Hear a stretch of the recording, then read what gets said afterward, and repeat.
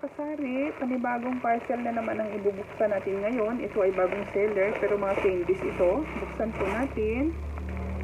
Safe naman po. Check lang natin ang laman.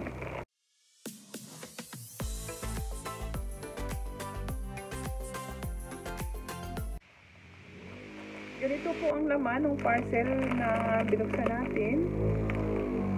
Ito ay Momon products pala. Yung Momon nakalagay.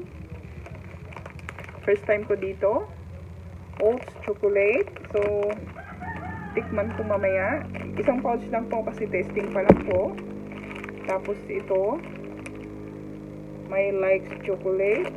Kumuha ako ng, ang isang pack 24 pieces. Nakalagay. Kumuha ako ng 4. Baka ibenta ko siya by pack na lang. Kasi mukhang maliliit yung pagkabalot mo isa-isa. Ayan po, 4 na piraso. Momon products ito. Panibagong products na susubukan ko. Tapos, itong isang ganito. Isang malaking supot. Matagal pa naman na expiration niya. Momam food nakalagay. Expiration 2024 pa September. Ito. Marami siyang laman. Check ko mamaya. Tikman ko isa-isa. Tapos, may pa-freebie ang seller. Ayan o. Talagang yung mga candies ngayon, ang promotion nila ay magpadala din ng free doon sa i-order mo. Para matikman din siguro ng mga buyer. Para alam mo nang i-order sa susunod. Magandang strategy nila. Magandang pagka-promote. Ang promotional strategy nila talaga. Yan lang po ang laman.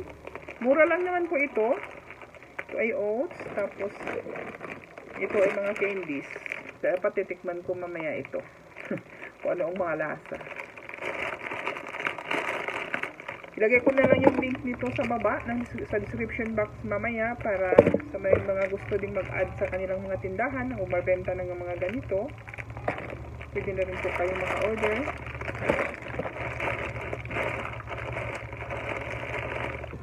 Thank you po. Takoyaki Trial Park naman ang in-order ko ngayon mga kasari. Ito ay susubukan ko. Another income na naman. Pwedeng gawin natin sa ating harap ng tindahan. Pero sa akin din may kantin ako. Sa loob ito gagawin. Hindi po sa harap. Ito ang in ngayon na mga panibagong hanap buhay. I-try. Huwag tayong magdalawang isip na mag-try. Mag-explore pagdating sa negosyo. Yan na po ang finished product ng aming takoyaki. Sarili na po namin gawa yan. Available na po sa aming tindahan. Additional income po mga kasari.